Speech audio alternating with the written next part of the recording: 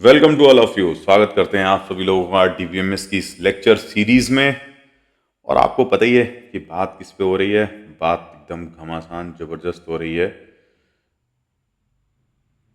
SQL topic पे। और SQL का लास्ट सेशन कंटिन्यू है, जिसको नेस्टेड क्वेरी का नाम दे रहा हूं मैं। और इस अंत की लड़ाई में आप लोग साथ बने रहिएगा, बिकॉज लड़ाई बहुत जोरदार और जबरदस्त होने वाली है। बिकॉज सारा का सारा मर्म, सारा का सारा ज्ञान आपको नेस्टेड क्वेरी में ही इम्प्लीमेंटेड मिलेगा। जितना भी अभी तक आपने ग्राउंड तैयार किया था, वो सारी मेहनत आपको नेस्टेड क्वेरी में देखने को मिलेगी। साथ में आपको गेट के क्वेश्चंस भी एक से एक खतरनाक, एक से एक बेहतरीन मिलेंगे। तो आपकी तैयारी क्या पूरी है? एक बार मन में बोलिए जोश से, यस सर, हमारी तैयारी पूरी है। और पूरे कमिटमेंट के साथ इस लेक्चर को देखिएगा और कोशिश करिएगा कि आपको आपका लेक्चर ही मेडिटेशन बन जाए। पूरी तरीके से आप फोकस रहिएगा, क्योंकि इसमें जिन कॉन्सेप्ट्स की मैं बात करने वाला हूं वो कॉन्सेप्ट्स भी बहुत अच्छे हैं और आपको हर तरीके से फ़ायदा मिलेगा। और डीबीएमएस एक ऐसा सब्जेक्ट है जहां पर हम हर तरीके की बात, हर प्रोजेक्ट में बैकएंड में इसका काम होता ही होता है। इसलिए आप चाहे कहीं भी रहेंगे, इससे बच नहीं पाएंगे। तो नेस्टेड क्वेरी की बात मैं कह रहा था। नेस्टेड क्वेरी में हमने दो तरीके की नेस्टेड क्वेरी को देखा था। नेस्टेड क्वेरी की अगर हम बात करें तो एक कोरिलेटेड नेस्टेड क्वेरी है, और एक इंडिपेंडेंट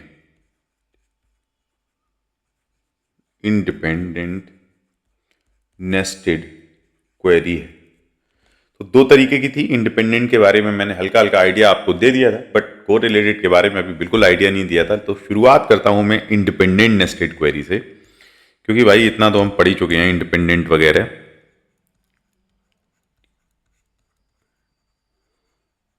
डेंट नेस्टेड क्वेरी। तो इंडिपेंडेंट नेस्टेड क्वेरी की अगर आप बात करोगे तो भाई तैयार हो जाओ इंडिपेंडेंट नेस्टेड क्वेरी समझने के लिए। इंडिपेंडेंट नेस्टेड क्वेरी क्या है? इंडिपेंडेंट नेस्टेड क्वेरी को मैं शुरू करूंगा एक अपने सिंपल से एग्जाम्पल से, और वो एग्जाम्पल सभी लोगों को पता है कि फॉर एग्जाम्पल मैं एक सप्लायर टेबल लेता हूं। दो तीन टेबल मेरी फेवरेट हैं। सप्लायर की आईडी ले लेता हूं, सप्लायर का नाम ले लेता हूं, बिल्कुल छोटा सा एक टेबल। और फिर मैं एक पार्ट्स की टेबल लेता हूं। तो फॉर एग्जांपल पार्ट आईडी है और कलर है और कॉस्ट है, कुछ ऐसा ले लिया। अब बहुत सारी क्वेरी लिखी जा सकती थी, बहुत सारा डिटेल है, लेकिन शॉर्ट में कवर करेंगे इस चीज़ को। कैटालॉग है। कैटालॉग में अगर आप देखेंगे तो कैटालॉग में सप्लायर आईडी और किस पार्ट आईडी को सप्लाई किया है, तो बिल्कुल उसी तरीके से जो स्टूडेंट टेबल की बात चलती थी, कुछ भी अलग नहीं है। ठीक है, दो कॉलम यहाँ पे मारिए, दो कॉलम भाई साहब यहाँ पे मारिए, और तीन कॉलम यहाँ पे मारिए। कॉलम के नाम दे दीजिए PID, colour, cost, SID, PID, SID, S name, supplier की आईडी ले लेते हैं फर्स्ट क्लास। S1 S2 अपने तीन सप्लायर। नेम से हमको बहुत लेना देना नहीं है। पार्ट्स इंपॉर्टेंट हैं, पार्ट्स का कलर इंपॉर्टेंट है, बिकॉज फटाफट हम समझेंगे। Red, green and black. Cost कुछ भी 100, 200, जो इंपॉर्टेंट इंफॉर्मेशन है उसी पर फोकस करिएगा। अब मैं बोलता हूं कि S1 ने तीनों पार्ट सप्लाई किए हैं, P1, P2, P3। S2 ने दो सप्लाई किए हैं, P1, P2, और S3 ने केवल P3 सप्लाई किया है। तो अभी कुछ क्वेरी में लिखने वाला हूं, उस क्वेरी को देखिएगा कि क्वेरी वो मतलब क्या है। तो उस क्वेरी को मैं लिखूंगा, और वो क्वेरी ये है कि find supplier ID, find supplier ID, supplier ID, whose supply red part. अब रेड पार्ट में और ओनली रेड पार्ट में डिफरेंस है, दोनों की क्वेरी में जमीन आसमान का, लेकिन मैं अभी यहाँ पे रेड पार्ट की बात कर रहा हूँ। तो अगर टेबल को देखकर आप देखना चाहें तो सबसे पहले अपना आउटपुट प्रोडिक्ट करें। तो रेड पार्ट की आईडी P1 है, P1 को S1 ने भी सप्लाई किया है और S2 ने भी सप्लाई किया है। तो आउटपुट तो आप तुरंत गैस कर सकते हैं कि आपका आउटपुट जो है वो S1 S2 आना चाहिए। तो क्वेरी आप जो भी बनाएं आउटपुट आपका S1 S2 आए।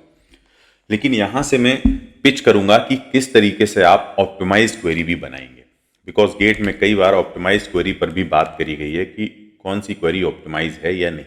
4 ऑप्शंस वो आपको दे देंगे। तो आज मैं यहां पर जो कॉन्सेप्ट डिस्कस करने वाला हूं वो ऑप्टिमाइज क्वेरी से भी रिलेटेड है। तो जरा इसको ध्यान से देखिएगा कि why it is the optimize. In general इसकी क्वेरी क्या थी, सबसे पहले उस पर बात करेंगे। तो इन जनरल के लिए मैं ये सब हटा देता हूं, ठीक है। इन जनरल क्वेरी के लिए मैं बस इतना देखता हूं कि मेरा आउटपुट S1 और S2 होना चाहिए था। This is my output.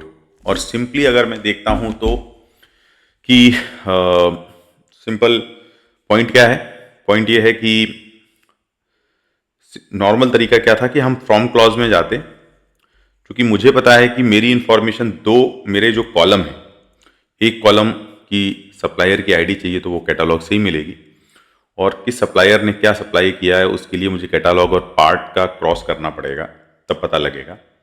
Plus colour के लिए तो डेफिनेटली मुझे पार्ट्स टेबल में जाना पड़ेगा। तो दो कॉलम अलग अलग टेबल से आ रहे हैं, दोनों कॉलम का आपको ज्वाइन लेना पड़ेगा। तो कैटालॉग को आपने C बोल दिया और पार्ट्स को आपने P बोल दिया, और फिर आपने एक फर्स्ट क्लास वेयर कंडीशन लगाई जहां पे C.PID जो कॉमन कॉलम है, वो कॉमन कॉलम ही बताएगा ना कि कौन सा पार्ट है। फॉर एग्जांपल अगर आप यहाँ P4 ले लेते हैं तो वो P4 कैटालॉग में नहीं है। वो कैसे पता लगेगा, जब आप इन दोनों को की वैल्यूज को मैच कराएंगे तो वो फिल्टर आउट हो जाएंगे जो पार्ट सप्लाई नहीं हुए हैं, और वो भी फिल्टर आउट हो जाएंगे जो सप्लाई हुए हैं। इतना सेंस सभी को जा रहा होगा आई थिंक। तो इतना सेंस सभी को जा रहा होगा कि क्यों हम कॉमन चीज को आपस में कंपेयर कर रहे हैं, क्योंकि उसी से हमारी लिंकिंग हो रही है एक्चुअली में दोनों टेबल की। तो हमने बोला कि P.PID जहां जहां हो तो वो पार्ट सप्लाई हुआ है। ये इंफॉर्मेशन केवल इतना बता रही है कि कौन सा पार्ट सप्लाई हुआ है। और दूसरा पॉइंट आप देख सकते हैं कि यहाँ पे मैं एंड ऑपरेटर लगाऊंगा, और एंड ऑपरेटर लगाने के बाद मैं बोलूँगा कि भैया देखो ऐसा है, P के कलर कॉलम में जाओ और अगर वो भाई साहब रेड चिपका हुआ दिखे तो उसको सेलेक्ट करो। ये तो मेरी क्वेरी Q1 है, लेकिन इसकी हम कॉस्ट देखते हैं, cost in terms of time, ठीक है। So cost in terms of time, तो टाइम कॉम्प्लेक्सिटी अगर एनालाइज करें इसकी तो कितनी है, let's see that. Simple trick सभी लोग यूज करेंगे। सिंपल ट्रिक क्या है, पहला कॉलम आप उठाओ, ये थोड़ा सा, ठीक है, पहला कॉलम आप यहां से उठाओ, this is the first column, और इस फर्स्ट कॉलम में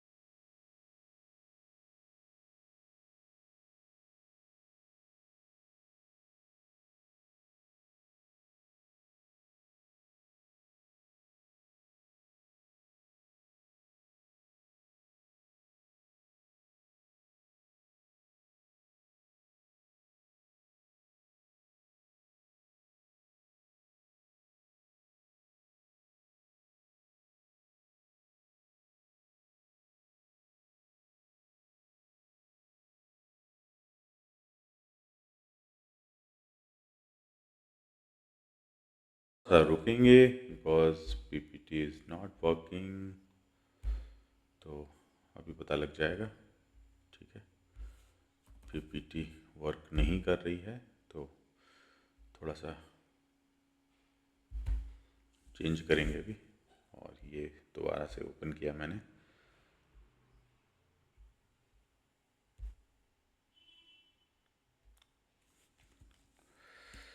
ठीक है, सो लेट्स, अब इस चीज को जरा नोटिस करिएगा, इसके सारे पॉसिबल कॉम्बिनेशन आप ट्राई मार लीजिएगा। अब पी सीधा सीधा जिसको सेंस आ रहा होगा वो क्या करेगा, पीआईडी को मैच करा देगा और कलर को।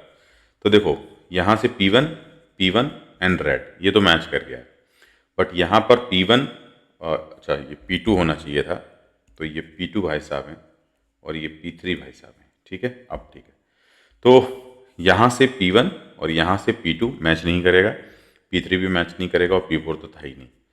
ठीक है, तो हमें केवल P1 रेड 100 यानी S1 P1 P1 रेड 100 इतना मिलेगा। तो देखने वाला तुरंत समझ जाएगा कि we will get S1 P1 P1 red and 100। एक चीज़ तो आपको ये मिलेगी। फिर जब आप S1 P2 पे जाओगे, इसके साथ भी इसकी आईडी को उठा लो और इसमें पूरा सर्च कर लो। इसमें जहाँ जहाँ आपको P2 मिलता है तो यहाँ पे आपको P2 मिला, तो प्लस कलर भी देखो क्या रेड है, नहीं है, तो इसको भी हटाना पड़ेगा आपको। यहाँ भी पे P3 है ये, तो आपको केवल एक जगह P2 मिला था बट कलर ग्रीन मिल गया, तो इस वजह से आपने उसको हटा दिया। तो इससे रिलेटेड आपको कुछ नहीं मिलेगा, जो भी मिलेगा आपको P1 से रिलेटेड मिलेगा, क्योंकि उस P1 का ही कलर रेड है। तो आप सीधा S1 S2 P1 पे फोकस करो। ठीक है, S2 P1 पे जाओ और इससे रिलेटेड P1 यहाँ कलर रेड, तो ये वाला मैच कर गया फिर से। तो आपको मिलेगा S2 P1 P1 रेड, बिल्कुल सीधा अर्थों में समझा दे रहा हूँ, कुछ करना ही नहीं है।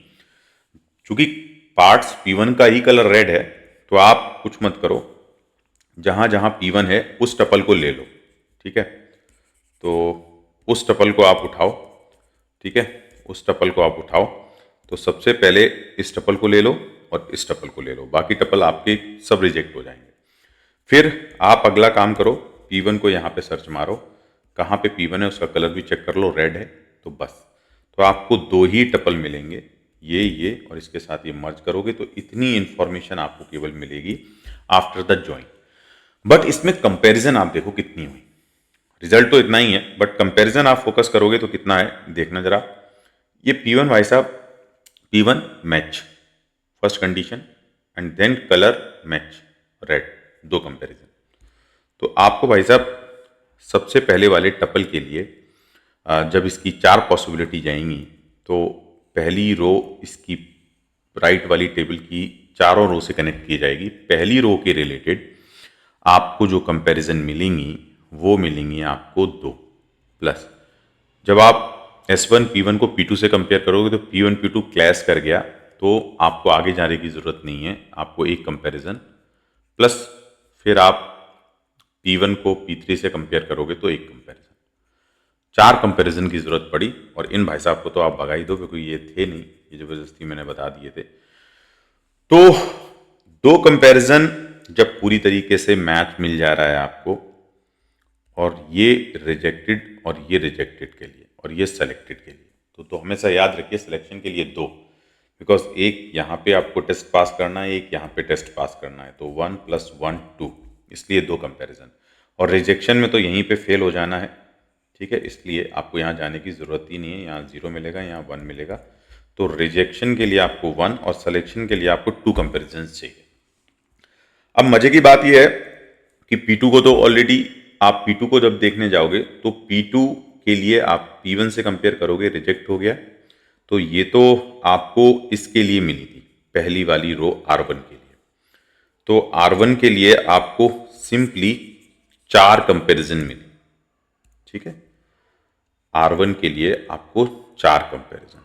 ऐसे ही R2 के लिए ये P2 है, P2 P1 से कंपेयर हुआ, यहीं पे रिजेक्ट मार दिया। P2 P2 से कंपेयर हुआ, ये वाली कंडीशन टेस्ट, बट यहां पे फेल हो गया वो अलग बात है, ग्रीन, लेकिन कंपेयर तो हुआ ही ना। तो ये कंपैरिजन है, मतलब आप इसको सेलेक्ट मत बोलो बिकॉज सिलेक्शन कहना ठीक नहीं रहेगा। बिकॉज कंपैरिजन तो हुई ना, बिकॉज आईडी अगर मैच कर गई तो आप अगले स्टेप पे तो जाओगे ही, कलर तो चेक करोगे ही, तो दोनों कॉलम चेक करोगे, आईडी भी कलर भी, तो दोनों कॉलम चेक करने की वजह से दो कंपैरिजन खर्च हुई। फिर आपने P1 मतलब P2 को फिर P3 से मैच कराया, आईडी पे ही ये रिजेक्ट हो गया, तो 4। तो सिंपल आप देखोगे कि हर टप्पल के लिए आपको 4 कंपैरिजन मिल रही हैं हर रो के लिए। तो 1 2 3 4 5 6 रो हैं, तो आपको टोटल 24 कंपैरिजन मिलेंगे, टोटल 24 कंपैरिजन मिलेंगे। ठीक है, इस केस में फॉर दिस एग्जांपल, और इतना बिल्कुल एवरेज बच्चे को भी समझ में आ जाएगा, क्योंकि P1 से जब मैच करेगा तो P1 कॉलम, PID कॉलम और कलर कॉलम, दोनों कॉलम पे एक एक कंपैरिजन। फिर P1 P2 पे भी मिसमैच कर गया तो आगे जाने की ज़रूरत नहीं है कलर पे, तो फिर ऐसे ही P2 आईडी मैच कर गई, फिर कलर कॉलम पे जाने की 2 कंपैरिजन, ऐसे ही फिर P3 आईडी मैच कर गई, कलर आपको जाने की ज़रूरत पड़ेगी और ब्लैक है तो 2 कंपैरिजन, ऐसे ही P1 के रिलेटेड फिर आपको, फिर P2 के रिलेटेड, फिर वही note the pattern, repeat the problem, 24 आपको खर्च करनी पड़ेंगी।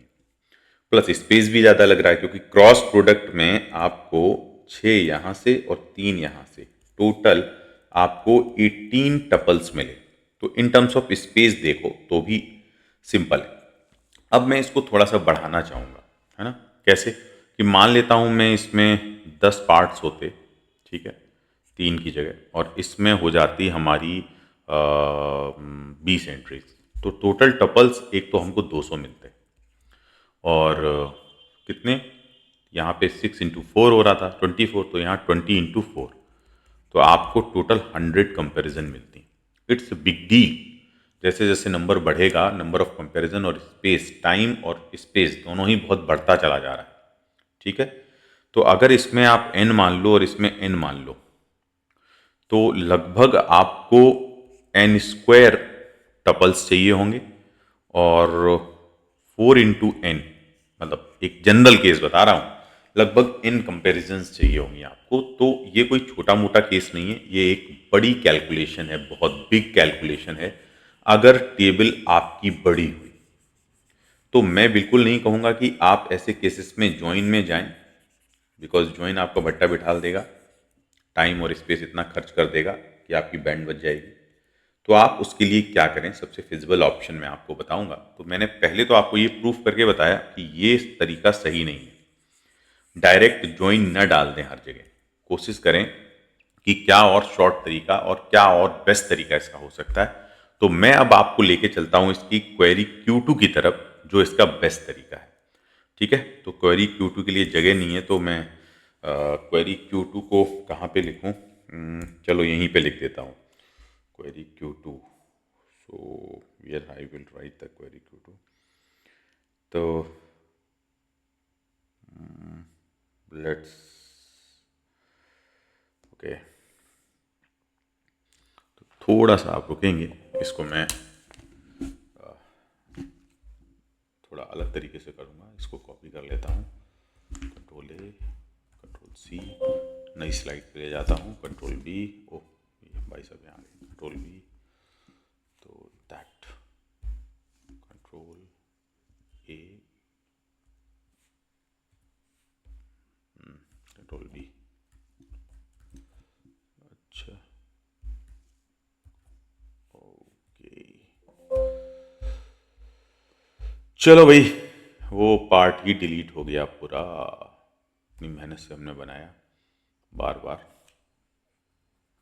प्रॉब्लम, कोई नहीं, दोबारा बना लेंगे, और आपको तो हम समझाएंगे ही उस चीज़ को।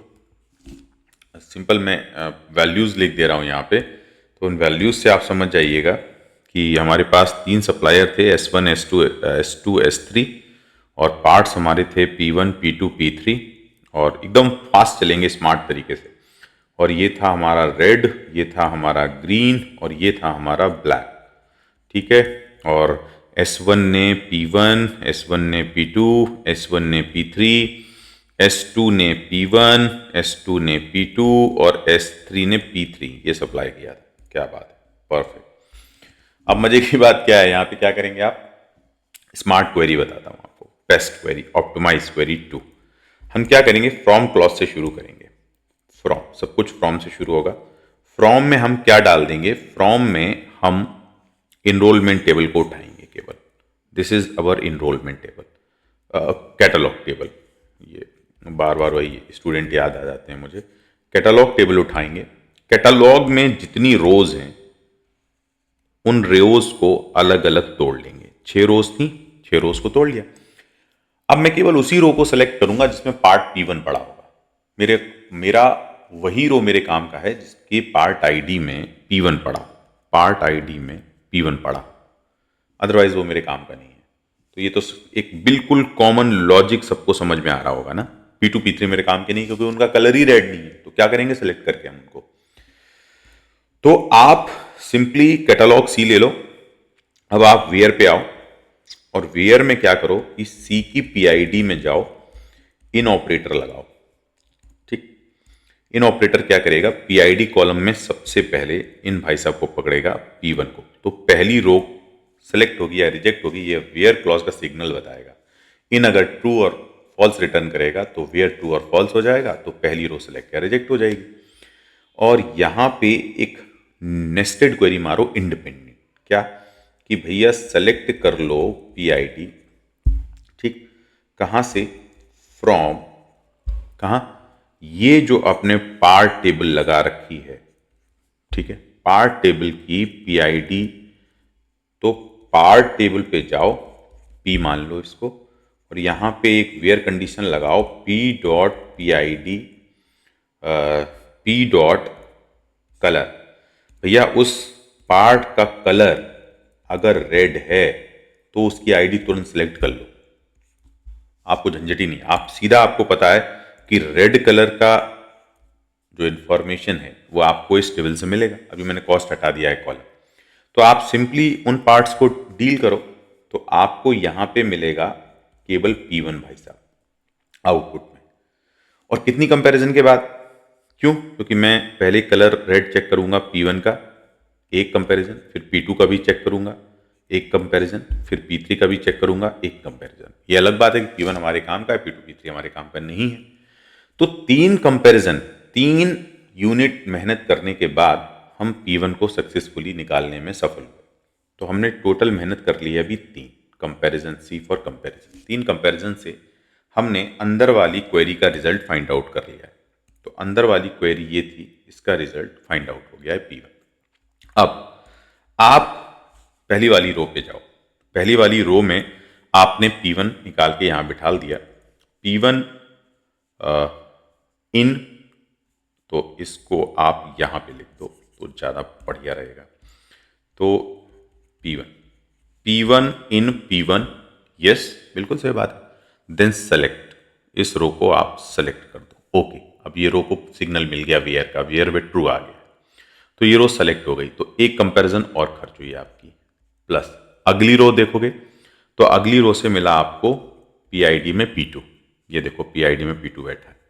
अब P2 in P1, no, P2 in not in P1, क्योंकि इस सेट में तो केवल P1 ही पड़ा है। तो P2 not in P1, but एक कंपैरिजन तो लगी आपको, और इस रो को मिल गया रिजेक्शन। अब नोट द पैटर्न, समझ गए होंगे लोग। P3 के लिए भी रिजेक्शन मिलेगा, बिकॉज P3 भी आपका P1 में बिलोंग नहीं करेगा। 1 कंपैरिजन, इसके लिए आपको सिलेक्शन मिलेगा 1 कंपैरिजन, रिजेक्शन, रिजेक्शन एंड 1 + 1। तो 6 रोज के लिए आपको 6 कंपैरिजन और एक्स्ट्रा में 3, जो आपको रेड पार्ट निकालने में, जो ये अंदर वाली क्वेरी निकालने में आपको 3 कंपैरिजन और खर्च करनी पड़ेगी। 2 बार मेहनत करनी पड़ी। एक बार इसमें से काम की रोज निकालने में मेहनत करनी पड़ी आपको। तो एक काम की रो आपकी ये थी और एक काम की रो आपकी थी, 6 में से 2 काम की रोज थी जहां पे P1 पड़ा हुआ था। तो वो निकालने के लिए आपको 6 यूनिट मेहनत करनी पड़ी, और प्लस अंदर इन पार्ट टेबल में से केवल रेड कलर वाला पार्ट निकालने में आपको 3। तो टोटल 9 कंपैरिजन में आपने वो रिजल्ट फाइंड आउट कर लिया जो पहले आपको 24 कंपैरिजन में आ रहा था। तो Q1 वर्सेस Q2 की लड़ाई देखोगे तो भैया यहाँ पे Q1 की लड़ाई में आपने 24 खर्च कर दिए थे रुपए, और यहाँ पे 9 रुपए में ही काम चल जा रहा है, और स्पेस तो कम लगेगा ही लगेगा।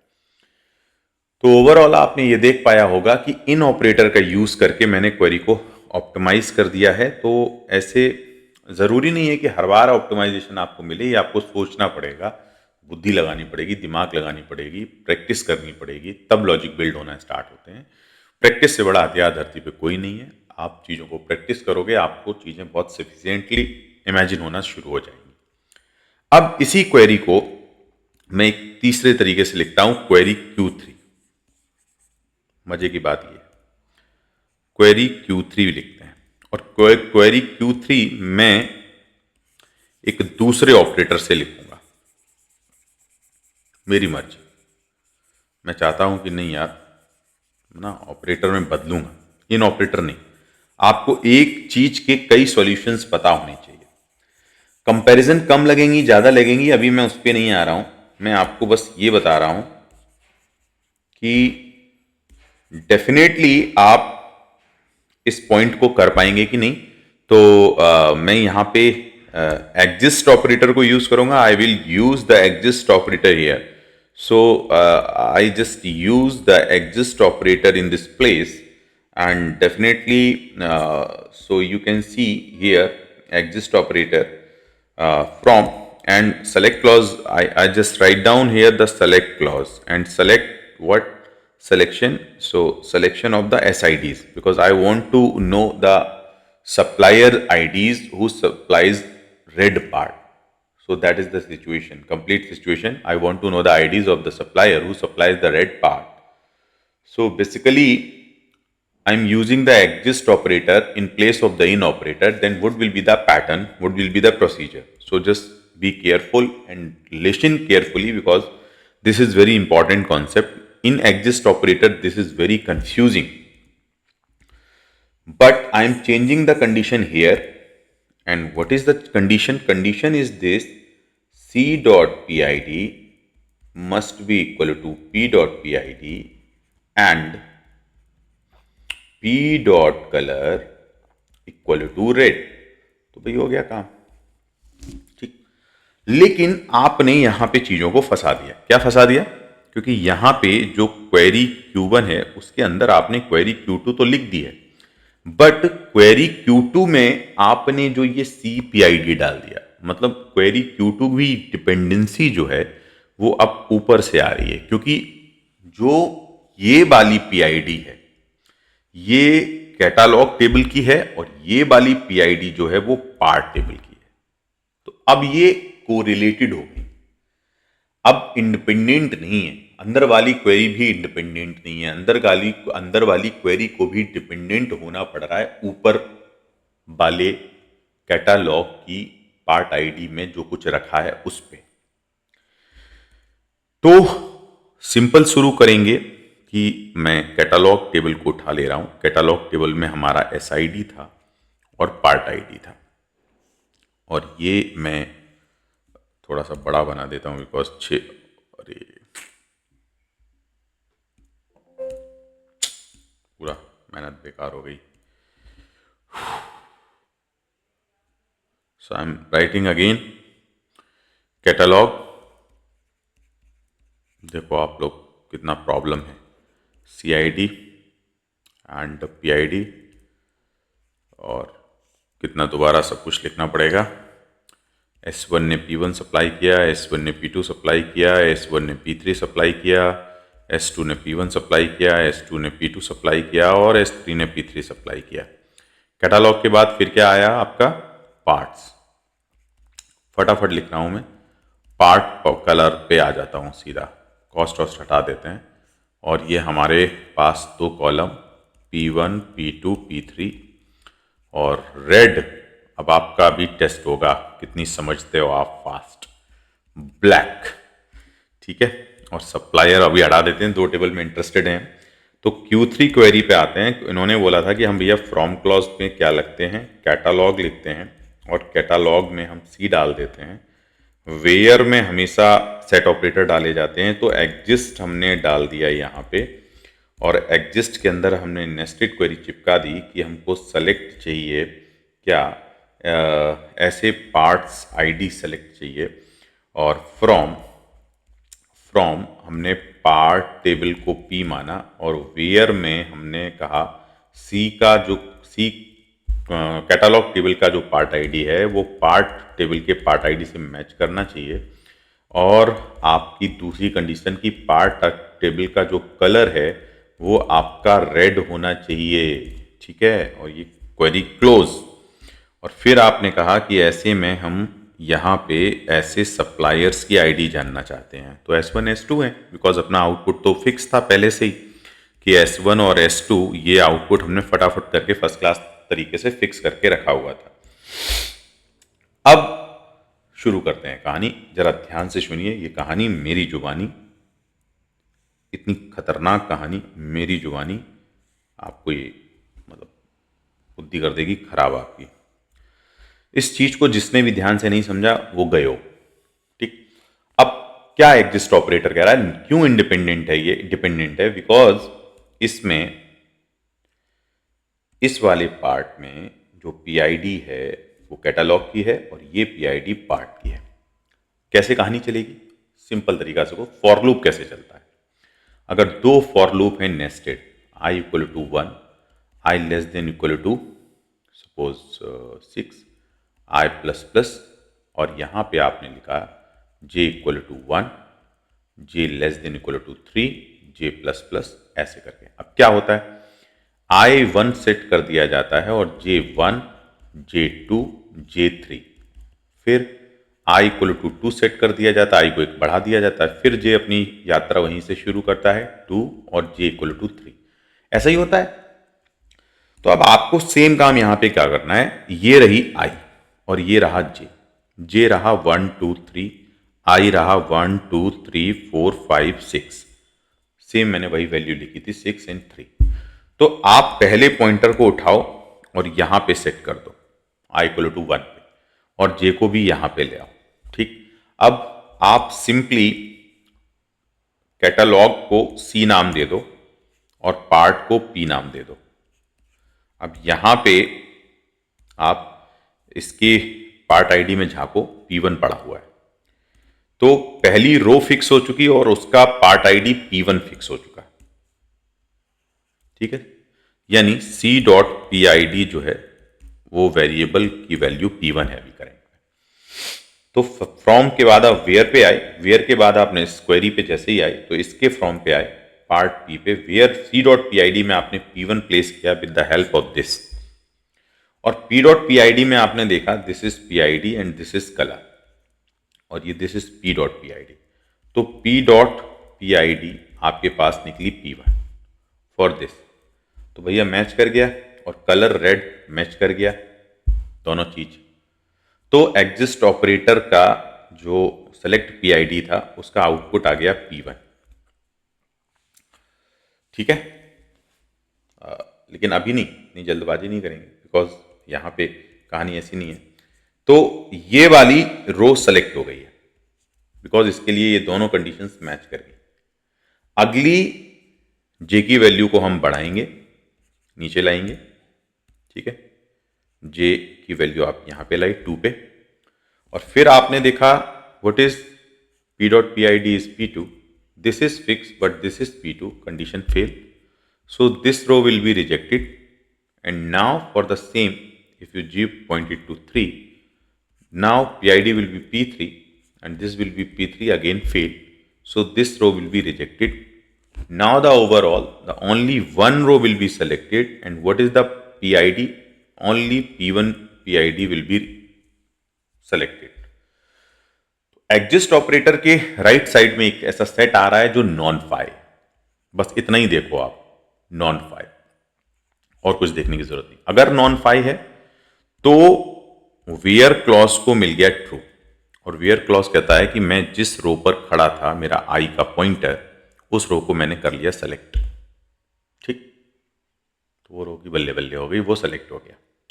सेम प्रोसीजर आप अब आई पॉइंटर को, क्योंकि पहली रो का फाइनल हो गया डिसीजन, सेलेक्ट हो गई है ये, अब ये तो बल्ले बल्ले करेगी आईआईटी में, तो अब दूसरी रो का सिलेक्शन लेते हैं। दूसरी रो के लिए आप इसके वेरिएबल की वैल्यू अब P2 हो चुकी है भाई साहब, तो यहाँ पे आप इसके वेरिएबल को फिक्स रखो P.PID, ठीक है। ये अपनी यात्रा फिर शुरू करेंगे कहाँ से, 1 से, ठीक है। तो 1 J पॉइंटेड टू 1, तो J पॉइंटेड टू 1 को जब आप पॉइंट करेंगे तो हो गया काम फर्स्ट क्लास।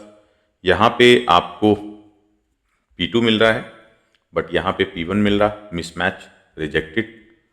अगली बार आपको यहाँ से P2 मिल जाएगा, मतलब पहले P1 मिला था फिर P2 मिल जाएगा, तो ये P2 मैच कर गए, बट कलर ग्रीन मिल गया तो कहानी खराब हो गई, तो दिस इज ऑल्सो रिजेक्टेड। फिर अगली बार J जब 3 पे लाओगे तो फिर P3 मिल जाएगा, तो P3 मिल गया तो भैया रिजेक्टेड, बिकॉज यहाँ P2 P3 रिजेक्टेड, तो तीनों के तीनों रोज रिजेक्टेड हो गए। तो आपको पूरा नॉन 5 सेट की जगह 5 सेट मिला अंदर वाली क्वेरी में, 5 set, because this row is rejected, this row is rejected, this row is rejected. Simple sense लगाते जाओ यार भाई साहब, क्यों मिलेगा यार। आप P2 कलर, P2 आईडी तो मैच करा सकते हो बट उसका कलर तो रेड नहीं होगा ना, ग्रीन ही है, तो आपको कुछ नहीं मिलेगा ना। 5 मिल गया, 5 मिलने की वजह से एग्जिस्ट ऑपरेटर ने फॉल्स रिटर्न किया और जिस रो पर आप खड़े थे उस रो को रिजेक्ट कर दिया गया। अब सेम यही सिचुएशन P3 के लिए भी होने वाली है, बिकॉज P3 यहां मैच तो करेगा बट उसका कलर रेड नहीं दिखेगा, तो P3 भी रिजेक्ट हो गया। बट यहां P1 के लिए P1 मैच कर जाएगा, कलर रेड, एक सिलेक्शन दिखेगा फिर से आपको P1, एग्जिस्ट ऑपरेटर में एक नॉन 5 सेट जनरेट हुआ, तो ये P1 select, note the pattern, repeat the pattern, और आपको दो टपल फर्स्ट क्लास मिल गए, S1 P1 और S2 P2, और आप चाहते हो कि उनकी SID मिल जाए, तो भैया ये लो उनकी SID फर्स्ट क्लास मिल गई। एंड नाउ आप S1 S2 को प्रोजेक्ट करा लो और आपके आउटपुट जो पहले से फिक्स आउटपुट था उससे मैच करके आप बजा दो ताली। तो ये एग्जिस्ट ऑपरेटर को मैंने, लेकिन यहाँ पे एग्जिस्ट ऑपरेटर बिल्कुल क्रॉस प्रोडक्ट की तरीके से बिहेव कर रहा है, इट्स नॉट कि कुछ अलग है, बट इन ऑपरेटर ने आपका कॉस्ट जरूर कम कर दिया था, एग्जिस्ट ऑपरेटर ने आपका कॉस्ट कम नहीं किया। एग्जिस्ट ऑपरेटर यहाँ पर मैं इसलिए समझा रहा हूँ क्योंकि ये को रिलेटेड नेस्टेड क्वेरी है। को रिलेटेड, क्यों को रिलेटेड है, इसलिए मैंने आपको ये सब कहानी इतनी समझाई, इतनी कथा कहानी इसीलिए चल रही है क्योंकि यहां पर C.PID आ रही है ऊपर वाली टेबल से, एक इनपुट आ रहा है ऊपर वाली टेबल से, तो ऊपर वाली टेबल से एक इनपुट कनेक्ट है और एक इनपुट कनेक्ट है नीचे वाली टेबल से, इसलिए ये कोरिलेशन हो गया है। That's why this is the correlated nested query. और अब आप समझ सकते हैं इस पूरी कहानी को। तो कैसा लगा आपको नेस्टेड क्वेरी का कॉन्सेप्ट? मैं एक दो क्वेश्चंस करा देता हूं, फिर उसके बाद गेट के क्वेश्चंस पे सीधा सीधा उतरेंगे, तो वहां से आपको और क्लैरिटी आएगी। भाई इन्होंने सीधा बोला है, इस क्वेरी को देखो, यहाँ पे भी नेस्टेड क्वेरी का कॉन्सेप्ट चल रहा है, क्वेरी के अंदर क्वेरी, और इन्होंने ये बोला कि भाई देखो हमारे पास एक कैटालॉग, सप्लायर और पार्ट्स, लो बढ़िया है, ये गेट 2020 का क्वेश्चन है और वही चीज सेम निकल के आ गई जो हम अभी डिस्कस कर रहे थे, मुझे पता भी नहीं था, अभी मैं देख रहा हूँ इसको। और प्राइमरी की स्टेबल ऑलरेडी है ही सब कुछ, अंडरलाइन और समथिंग समथिंग। ये कह रहे हैं हमको SN नंबर, मतलब सप्लायर का नंबर चाहिए और सप्लायर का नेम चाहिए, और फ्रॉम सप्लायर कैटालॉग का क्रॉस करा दिया है जहाँ पे ये फला फला ग्रुप बाई P नंबर कुछ। अब आपको डरने की जरूरत नहीं है, आप चूंकि देखोगे कि ये जो क्वेरी है ना, इस क्वेरी में ऐसा कोई भी कॉलम यूज नहीं हो रहा है जो ऊपर वाली टेबल पे डिपेंडेंट है, ऊपर वाली क्वेरी पे डिपेंडेंट है, क्योंकि वेयर में P नंबर यूज हो रहा है और जो ऑलरेडी कैटालॉग में है, तो कैटालॉग में P नंबर ऑलरेडी है, तो कोई डिपेंडेंसी नहीं है इस अंदर वाली क्वेरी की। तो मैं अंदर वाली क्वेरी की अब कहूँ तो कोई डिपेंडेंसी नहीं है ऊपर वाली क्वेरी से, क्योंकि अंदर वाली क्वेरी में कोई भी कॉलम ऐसा नहीं है जो कैटालॉग में ना हो, क्योंकि वेयर में P नंबर की, पार्ट नंबर की जरूरत पड़ रही जो ऑलरेडी कैटालॉग में है। तो यहां पर जो पार्ट नंबर है वो ऑलरेडी कैटालॉग में है। तो अब आप सबसे पहले अंदर वाली क्वेरी को सॉल्व करो, हमेशा अंदर ही वाली क्वेरी पहले सॉल्व होगी, चाइल्ड पहले सॉल्व होगा, उससे रिजॉल्व होकर फिर पेरेंट रिजॉल्व होगा। तो आप क्या करो कि फ्रॉम कैटालॉग में जाओ और वेयर पार्ट नंबर 4 जहां भी हो उसको सेलेक्ट कर लो। सिंपल ये लोग ये बोल रहे हैं। तो ये क्या कह रहे हैं कि फ्रॉम में जाओ, किसके, कैटालॉग के, और उसमें वेयर कंडीशन लगा दो, जिसमें भी पार्ट नंबर 4 आपको P4 मिले उसको सेलेक्ट कर लो। तो अरे कितना आसान कर दिया। देखना, एक तो ये भाई साहब सेलेक्ट हो गए, ये भाई साहब सेलेक्ट हो गए, दो भाई साहब सेलेक्ट हो गए। तो अंदर वाली क्वेरी से आपको दो पार्ट मिलेंगे। फिर अंदर वाली क्वेरी में आपको मिल गया S2 P4 200 और S3 P4 250।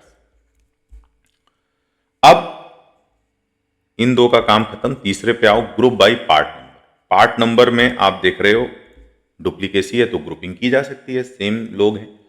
तो आप क्या करो, इसके बेस पे ग्रुपिंग कर दो, ग्रुपिंग। ठीक है, ये ग्रुप बना दिया। अब इस ग्रुप का नाम P4 हो गया। ठीक, तो अब इस ग्रुप में अब बस आप दो ही चीजें याद रखो कि एक तो एस नंबर पड़ा हुआ है और एक कॉस्ट पड़ी हुई है। बाकी इस ग्रुप का नाम P4 है और ये S2 S3 है और ये 200 और 250 है। बाकी नाम इसका P4 हो गया। अब आप ग्रुप बाय P नंबर पर जैसे ही आए, अब उसकी आप सेलेक्ट पे आ रहे हो तो एवरेज कॉस्ट निकालने को बोल रहे हैं। लेकिन किसकी, P4 की अब एवरेज कॉस्ट, क्योंकि ग्रुप बाय लग जाने से टेबल का काम खत्म हो जाता है, ग्रुप का काम शुरू हो जाता है। तो P4 ग्रुप ही बस सेलेक्ट हुआ है, तो आप P4 ग्रुप का एवरेज कॉस्ट निकालिए। तो एवरेज के लिए आप 200 plus 250 divided by 2 and the result is 225। सो इस क्वेरी से आपको कुछ प्रॉब्लम नहीं है, एक सिंपल न्यूमेरिकल नंबर मिलेगा 225। That will be the result, because average cost आप रिसीव करोगे P4 जो पार्ट्स हैं उनकी एवरेज कॉस्ट आप निकालोगे तो वो 225 निकलेगी। अब आप फ्रॉम सप्लायर और कैटलॉग सी पे आओ। ठीक है, तो ये रहा सप्लायर, ये रहा कैटलॉग। देखना कितना शॉर्ट ट्रिक बताऊं आपको, किसी भी अंधे और बहरे सबको समझ में आएगा, वरना ऐसा आप क्रॉस कर करके आप थक जाओगे, बिकॉज इसमें बहुत सारी एंट्रीज हैं कैटलॉग और सप्लायर में। अब ये कह रहे हैं कि जहां पे भी क्रॉस करने के बाद सीरियल नंबर कहां, एस से, ये रहा एस, ये रहा सी, तो सी का सीरियल जो कॉमन कॉलम है उसी को मैच बराबर चेक किया जाता है दोनों में, उनको चेक करो। तो आप कुछ मत करो, आप एक काम करना, आप S1 का कॉस्ट देखो। सबसे पहले S1 क्या करेगा, थोड़ा सा छोटा है इसलिए दिक्कत हो रहा है। S1 यहां पे जाएगा पहले अपने, फिर S1 ऐसे ही सबके पास जाएगा, हर उसके पास, लाइक दैट। अब S1 पहले रोज के पास जाएगा और उसकी कॉस्ट देखेगा 150। तो 150 जो है वो 225 से छोटा है, तो भैया आपको ये वाली रो रिजेक्ट मिल गई, फिर 50 वाली भी मिल गई, 100 वाली भी, 200, 250 वाली सेलेक्ट मिलेगी, 250 वाली सेलेक्ट मिलेगी, 300 वाली सेलेक्ट मिलेगी। हाँ लेकिन नहीं नहीं नहीं नहीं, कहानी थोड़ी सी सीरियस है, देखिएगा क्या है टेबल में। बड़ी टेबल है एक्चुअली। दोनों चीजें मैच होनी चाहिए, पहले तो सीरियल नंबर मैच होने चाहिए। तो S1 जो है जब पहले से मैच करेगा तो इसका सीरियल नंबर तो मैच करेगा, यहां भी इसका सीरियल नंबर मैच करेगा, ये तीसरी वाली रो से भी इसका सीरियल नंबर मैच करेगा, चौथे से फिर इसका सीरियल नंबर मैच करना बंद हो जाएगा क्योंकि सबके सीरियल नंबर्स अलग अलग हैं। ठीक है, लेकिन इनके सीरियल नंबर्स के बाद इनकी कॉस्ट देखोगे तो 150, 150 और 100, जो कि 225 से कम है।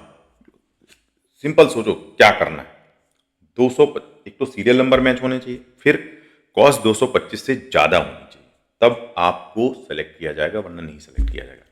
तो भाई S1 तो सेलेक्ट नहीं हुआ। ठीक, अब आते हैं S2 पे, सेम कहानी दोहराते हैं S2 की। ठीक, S2 देखोगे तो S2 के लिए भी सेम वही जो S1 के लिए। S2 की आईडी कहां मैच कर रही है, यहां और यहां, लेकिन इनकी भी कॉस्ट 200 और 250 है। तो 200 के लिए तो प्रॉब्लम हो जाएगी क्योंकि 200 225 से छोटा है, लेकिन 250 वाला क्वालिफाई कर जाएगा। यानी पहली बार आपको ये वाली रो सेलेक्टेड मिलेगी। कौन सी? S2 P5 250 और फिर ये वाला पूरा पार्ट जिसमें S2 बजाज फर्नीचर और something something Bangalore like. Same S3 के लिए आप जाओगे तो S3 के लिए आप चेक कर लो, S3 के लिए, ठीक है, S3 के लिए आप चेक करो। S3 में जाओगे तो कहाँ कहाँ S3 है? 1 2 3 4, लेकिन S3 में कॉस्ट देख लो, 250 1, 301, 250 1, तो 3 लोग सेलेक्ट होंगे क्योंकि 250 is greater than 225, 300 greater than 225, 250 greater than 225, 3 लोग सेलेक्ट होंगे। कौन कौन से? S3 P1 250 dash dash dash, S3 और P5, S3 और P5 300 डैश डैश डैश, और S3 P4 250 dash dash dash. बस ये पूछा कितने टपल? इतने टपल आएंगे भाई, जिसमें से सीरियल नंबर रहा ये और एस नेम रहा, मतलब ये वाला पार्ट, एस नेम ये रहा और सीरियल नंबर ये रहा। ये चीज़ें आपको प्रोजेक्ट करानी थी, तो इतना आपको बस पता करना था। ये आपका सी एस नेम था, ये वाला पार्ट, ठीक है, तो इतना आपको पता करना था। तो 4 ही टपल आपको दिखाई पड़ेंगे फाइनली, है ना। तो 1 2 3 4, 1 2 3 4, तो फाइनली आपको क्या दिखाई पड़ेगा? S2 S3 S3 S3, और फिर आपको दिखाई पड़ेगा रॉयल फर्नीचर, और S3 का नाम क्या है? Premium furniture, premium furniture, premium furniture. तो ये भाई साहब इतना आपको टोटल 4 टपल्स दिखाई पड़ेंगे। टेबल में इसको एग्जीक्यूट करा के भी देख लीजिएगा, 4 5 कितना भी जो भी होगा, 4 ही होगा मेरे हिसाब से, 4 होगा कि 5 होगा यार। S2 के लिए कुछ मिला, हाँ S2 के लिए 1 मिला था, हाँ ठीक है। तो 4 टपल होंगे, option A is the correct option. So number of rows written by the above SQL query, and 225 में अगर आप देखोगे तो S1 से कुछ भी नहीं मिलेगा आपको, S2 से केवल 250 मिलेगा, और S3 से आपको 3 4। तो फाइनली आपने देखा 4 टपल आपको मिल गए। तो फाइनली आपको ये चीज़ समझ में आई होगी। बहुत बड़ा प्रॉब्लम है, बिकॉज उस सेंस में नहीं है, टेबल एबल बहुत लंबी चौड़ी दे रखी है, दिमाग कैसे लगाना है, ऐसे चलाना है फटाफट। मैंने सारी शॉर्ट ट्रिक आपको यहाँ समझा दी हैं, आप एकदम फटाफट इसकी शॉर्ट ट्रिक समझ जाओगे, कुछ बचा नहीं है अब इसमें। तो इससे रिलेटेड आपको कैसी लगी ये सारी क्लास नेस्टेड क्वेरी की भी, प्लस कैसे मैंने आपको शॉर्ट ट्रिक्स बताए हैं सर्च वर्च करने के बिना क्रॉस किए, वो शॉर्ट ट्रिक्स आप मुझे ज़रूर मैसेज करके बताएं कि सर आपका ठीक जा रहा है। कम से कम यार एक मैसेज तो डाल दिया करो कि सर ठीक जा रहा है, डीबी में समझ आ रहा है, थोड़ा बहुत समझ आ रहा है, कुछ तो रहम करो। मतलब इतना निष्ठुर होने की ज़रूरत नहीं है बच्चों को, आजकल बच्चे एकदम बच्चे अलग ही लेवल पे हो गए हैं। तो मेरे हिसाब से थोड़ा सा उतना करोगे तो अच्छे रिजल्ट आते हैं, टीचर की तरफ से मेहनत भी अच्छी होती है। तो अभी क्लास को करता हूँ यहीं पे भाई साहब क्लोज, मिलते हैं अगले गेट के बहुत ही धमाकेदार क्वेश्चंस पर।